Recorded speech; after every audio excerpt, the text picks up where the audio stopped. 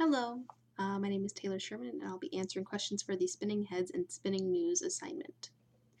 So, for question number one, I was asked, what were some of the major points about deceptive statistics that you learned from, and what have you read and listened to so far? Alright, so I learned that sometimes not all statistics are deceptive on purpose, but can be through certain hidden links that aren't addressed. For example, in the article Spinning Heads and Spinning News, they say that Golden noted that she is aware that journalists face deadlines and do not have or do not take the time to research every story.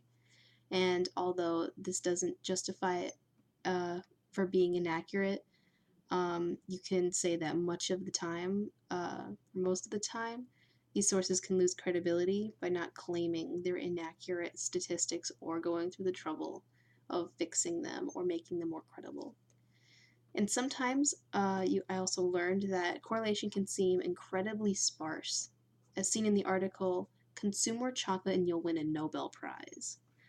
And I also learned in the interview that they mention how there may be chemicals or certain drugs found in drinking water, but they never address what the units are. And I believe that if they were to, they'd simply be losing what gives the article its edge or its clickability, as some people say. And by not talking about that, it makes it seem a lot less scary than if they were to say that there's actually a lot less chemicals than you may expect. But instead, they say that there's drugs, there's all these chemicals, and it gets people more frazzled than it actually would if they gave the exact unit. I also found out that they might miss just like a variable, a very necessary variable that would make the article more credible. For example, they said that nursing would increase the baby's IQ, but they never tested the IQ of the mother, which would actually give the correct correlation that they were talking about. So for the second question, briefly summarize the article from stats.org that you read and tell me why it interested you and what the new information you gained from reading was.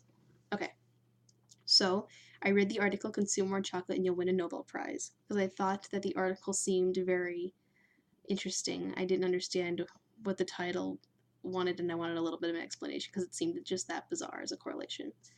And that's exactly what the article talked about. It talked about bizarre correlations and how some correlate and some don't exactly as you think. So they said, they touched on certain topics like there's an increased birth rate and it led to an increase in stork population, or they talked about the consumption of butter would actually lead to increased divorce rate in Maine. Overall, the article seemed to show just different ways statistics can be manipulated via correlation and causation. I just thought it was really interesting to see how sometimes it can be kind of manipulated by that. For question 3, explain how you would use this information in the module in college and in life. Give at least 2 specific examples.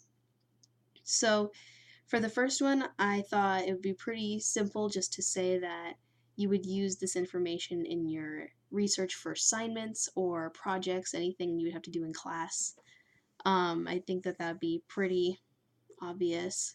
It would make me definitely a bit more careful to choose which articles I'd be, working with, make sure they're credible or not, and who knows. I may not be so easy to believe some than I was in the past, just because I understand that statistics can be manipulated. Another thing I learned was that, sometimes there are very hidden links between articles that can have added effects. So just like from the article "Spinning Heads and Spinning News," they talked about how hot dogs can cause cancer, and that doesn't mean that it's completely false. So in a way, I'm being more careful because I know that sometimes statistics can be flawed or kind of pushed a bit, kind of emphasized. But doesn't mean that it's completely false either. So overall, just being more careful. Um, So the assignment just mostly directed me toward being being more cautious with gathering new information on certain topics in the future, whether it be for my own, I don't know, my own pleasure or just for assignments as well. Just overall being a bit more careful.